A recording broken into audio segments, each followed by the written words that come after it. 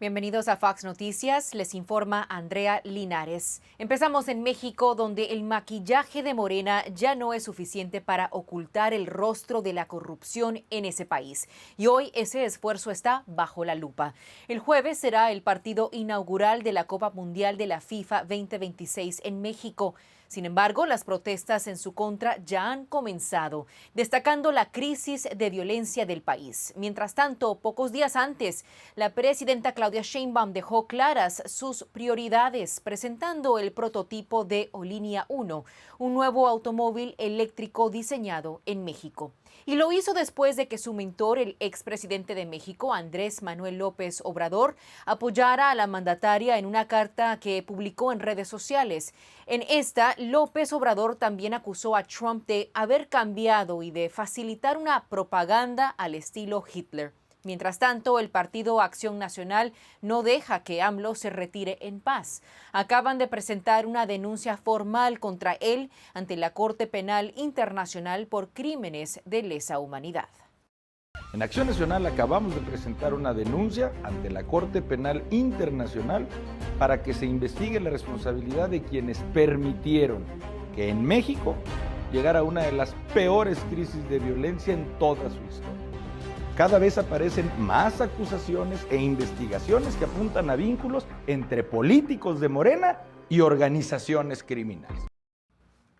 Los periodistas nunca han sido tan importantes en México. Nuestro próximo invitado ha sido acusado de mentir por el detector de mentiras en las conferencias de prensa diarias de Sheinbaum, más recientemente sobre la gobernadora de Chihuahua, Maru Campos. El periodista Max Espejel, quien también es conductor de noticias en ADN y la Saga Noticias, me acompaña en ese momento. Bienvenido a Fox Noticias, Max. Hola Andrea, muchas gracias también por la invitación. Muy importante abordar estos temas. Max, hablemos antes que nada de esta denuncia ante la Corte Penal Internacional contra AMLO. ¿Por qué es que la denuncia surge ahora y no durante el sexenio de López Obrador?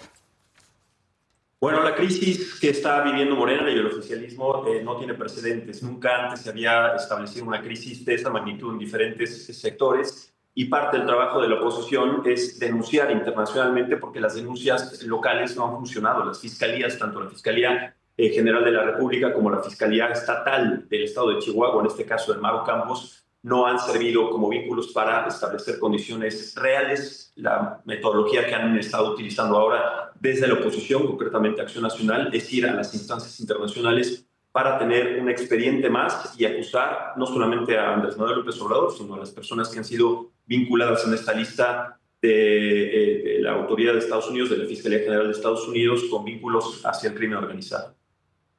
¿Qué sigue ahora entonces en este proceso, en esta batalla? Y hablando de personas posiblemente vinculadas, ¿podría tener alguna implicación para el gobierno de Claudia Sheinbaum? Sí, el señalamiento es muy grave y es una noticia, digamos que es un tema que constantemente se le toca a la presidenta en las mañaneras. Están prácticamente acorralados, están en una crisis institucional que no se había vivido hace muchísimo tiempo, de hecho no tiene precedentes una crisis de esta magnitud, y el hecho de que ahora la presión venga no solamente de la oposición, sino también de instancias internacionales a partir de esta denuncia, ya veremos cómo es que resulta, seguramente las presiones serán más fuertes, pero lo más importante es esperar la respuesta de la autoridad de Estados Unidos, de la Fiscalía de Nueva York, para determinar en qué momento se pueden dar condiciones para detener en nuestro país a Rubén Rocha Moya, a Enrique Insunza y a los 8 más implicados en el gobierno de Sinaloa por los vínculos con el crimen organizado. Tenemos que esperar a las instancias internacionales y en este caso, como te digo, Andrea, a la Fiscalía de Nueva York para que pueda determinar acciones legales y pedir de una manera distinta la extradición de estos políticos hacia los Estados Unidos. Y claro que estaremos muy pendientes a este caso. Ahora, ¿cómo ha sido para ti a nivel personal también y profesional seguir reportando los hechos reales de lo que se está viviendo en México bajo este gobierno?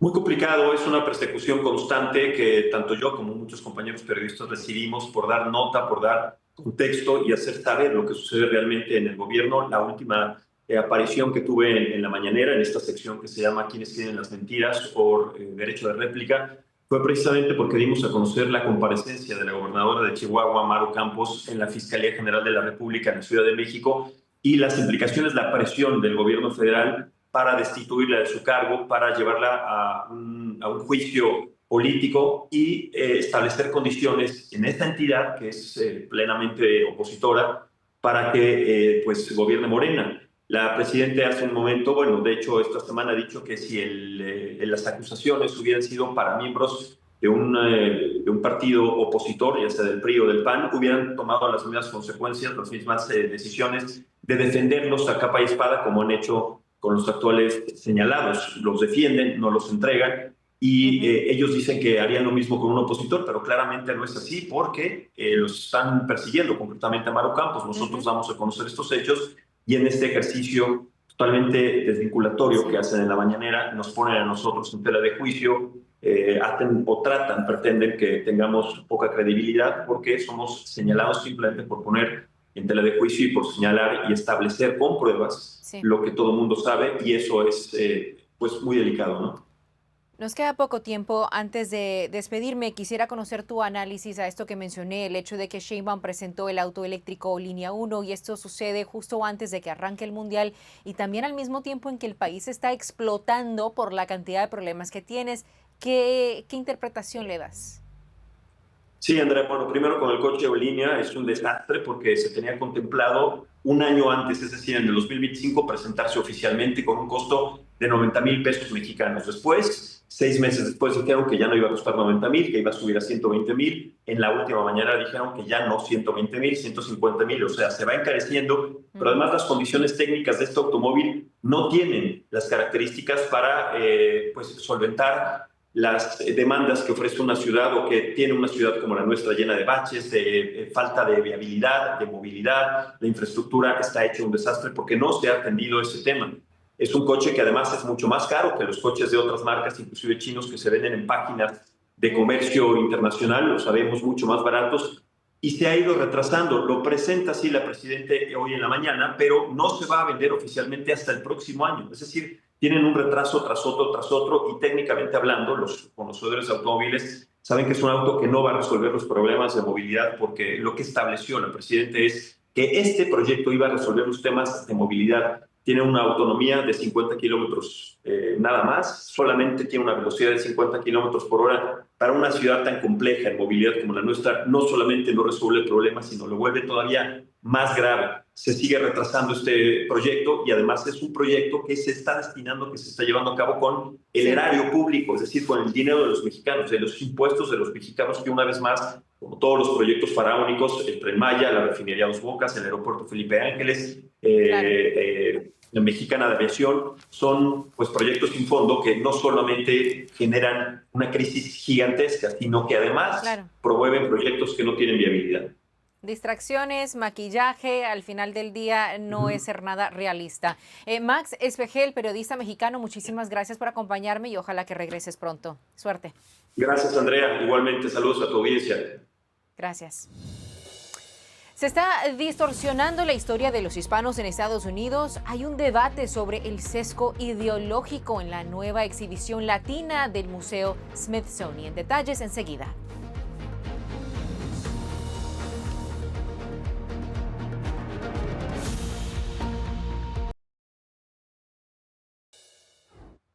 Bienvenidos de vuelta a Fox Noticias. Hablemos de la controversia que rodea la nueva exhibición latina del Instituto Smithsonian titulada Puro Ritmo. En un reciente artículo de opinión, Mike González de la Fundación Heritage señala que la exposición presenta un relato incompleto y en algunos casos inexacto de la historia hispana y de sus contribuciones a los Estados Unidos. Esta es ya la tercera muestra que se presenta en la Galería Latina de dicha institución. González afirma que pone demasiado énfasis en narrativas de opresión, activismo y lucha política. También sostiene que resta importancia a las mayores contribuciones de las comunidades hispanas a la Fundación de América, como el servicio militar, la profunda vida religiosa y el impacto positivo general en la vida cívica de América.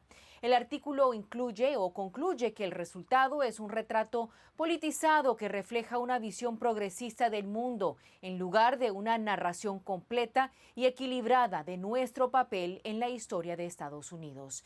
Mike González está conmigo ahora para hablar precisamente sobre este artículo de opinión. Como siempre, bienvenido a Fox Noticias, Mike. Hola Andrea, gracias por invitarme.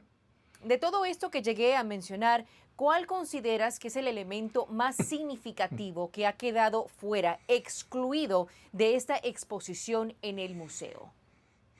Todo lo que sea patriótico, proamericano, occidental, a todo lo que sea religioso católico, a todo lo que tenga algo que ver con algún patriotismo, todo esto es excluido completamente. Lo que quieren presentar el Smithsonian Latino Museo va a ser una cuna para incubar odios contra Estados Unidos, crear un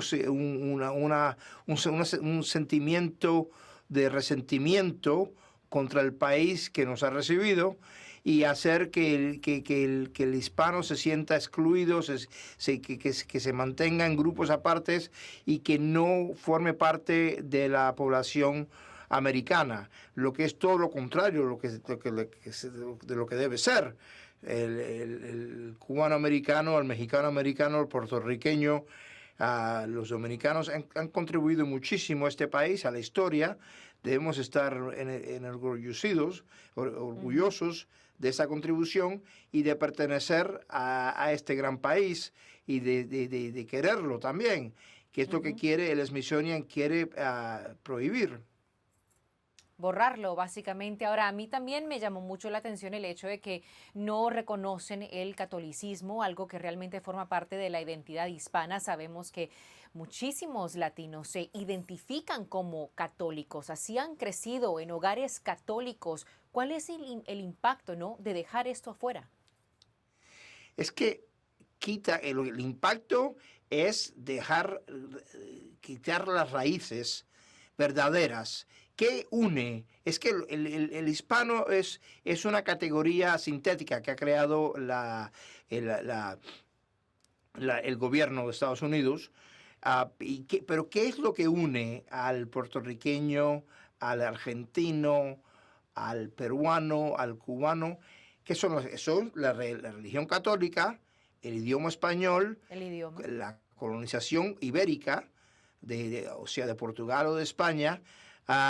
Todas estas son las cosas que unen, las únicas cosas que unen a los hispanos, entre comillas. Quieren quitar esto. Es una imbecilidad. Ahora, ¿por qué crees que ha ocurrido esto? Porque ya es la tercera vez que intentan no hacer esta presentación, sin embargo pareciera que no son capaces o sencillamente no están dispuestos a mostrar todo esto. Es que todos los profesionales que trabajan en este asunto de museos son de izquierdas. Por eso es que el Museo Latino no puede existir, no puede ser construido.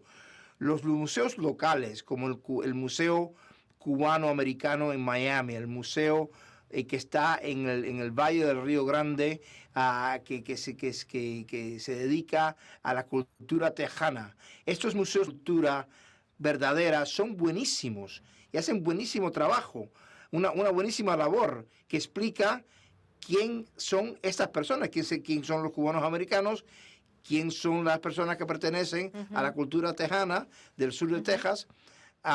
Pero esta creación aquí federal que quieren hacer nunca va a funcionar bien, va a funcionar nada más para alejarnos de la sociedad americana, que es el intento. Sí. Entonces, ¿qué solución le ve a este problema, Mike?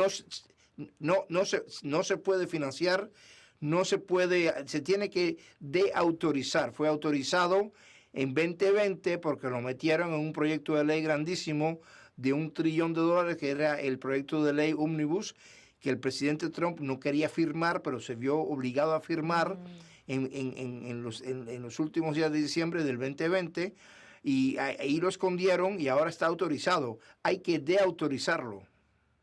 Este es el resultado. Pues Mike González, muchísimas gracias como siempre por acompañarme. Gracias, y ojalá que se Andrea. vean cambios Muchas gracias. próximamente. Los New York Knicks regresaron a las finales de la NBA después de casi 30 años y anoche tuvieron un invitado muy especial. En el tercer partido de la serie les traemos los detalles de esto y mucho más después de esta corta pausa.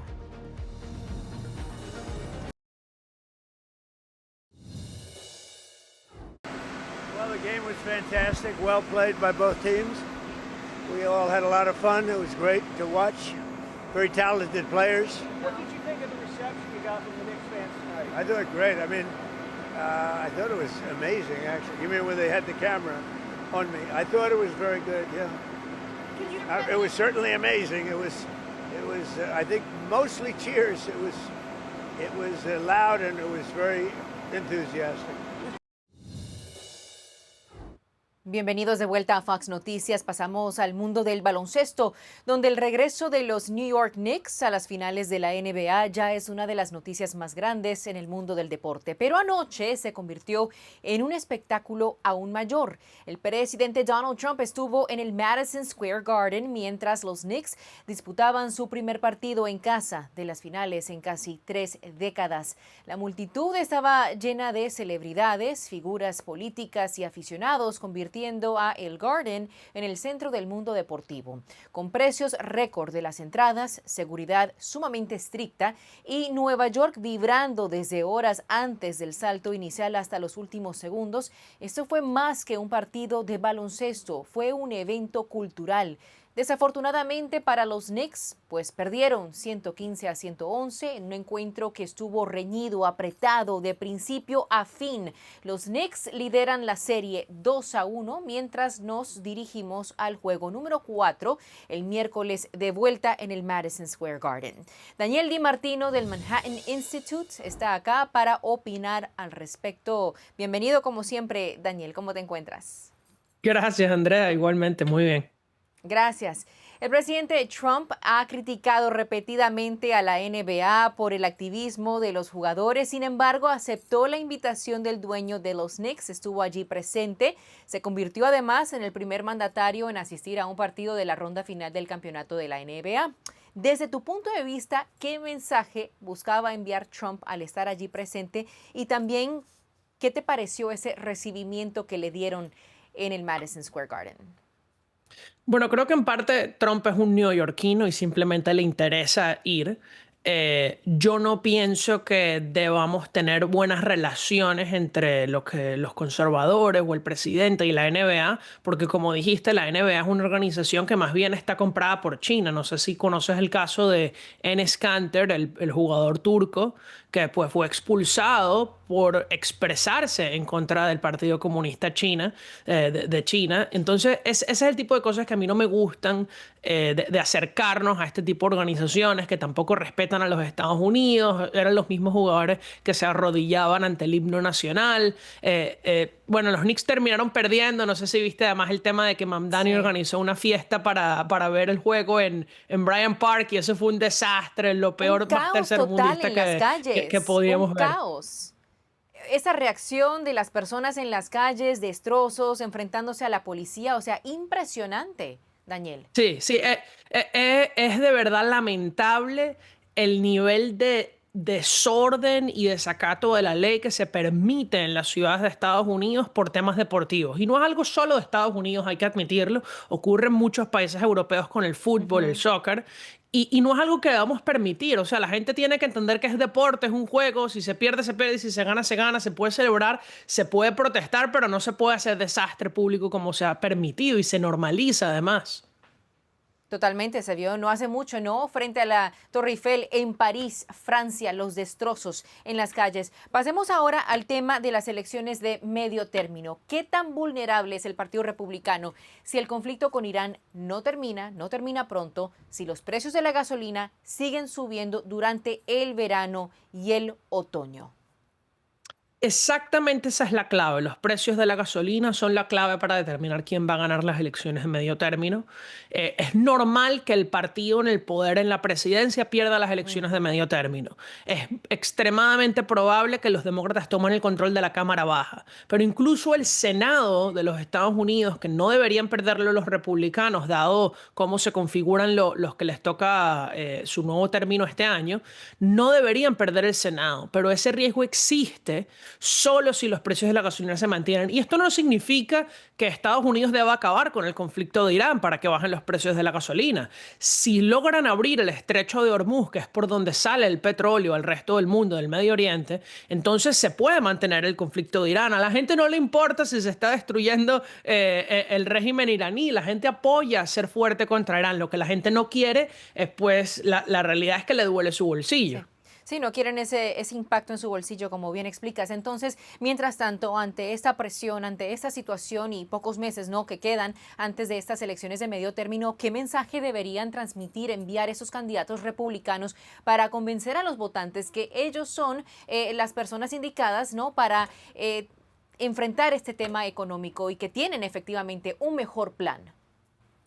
Sí, creo que justamente el tema del incremento de los costos de la energía y que la inflación ha aumentado les ha quitado la credibilidad a los republicanos y no han sabido dar el mensaje de que tenemos que destruir el régimen iraní. Creo que tienen que dar el mensaje de que esto es una inversión a largo plazo. La inversión a largo plazo es en nuestra seguridad y la seguridad del mundo, es en las vidas, es que Estados Unidos, la economía sigue dándole, es que esto se va a estabilizar.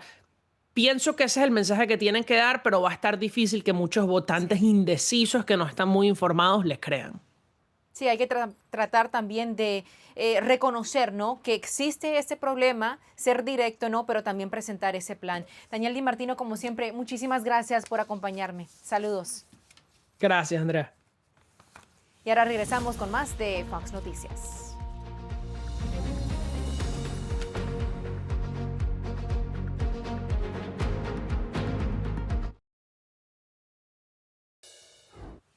Muchas gracias por acompañarnos el día de hoy. Nos pueden seguir en las redes sociales, Instagram, Facebook, X, TikTok y WhatsApp para que no te pierdas nada siempre con Fox Noticias. Yo soy Andrea Linares.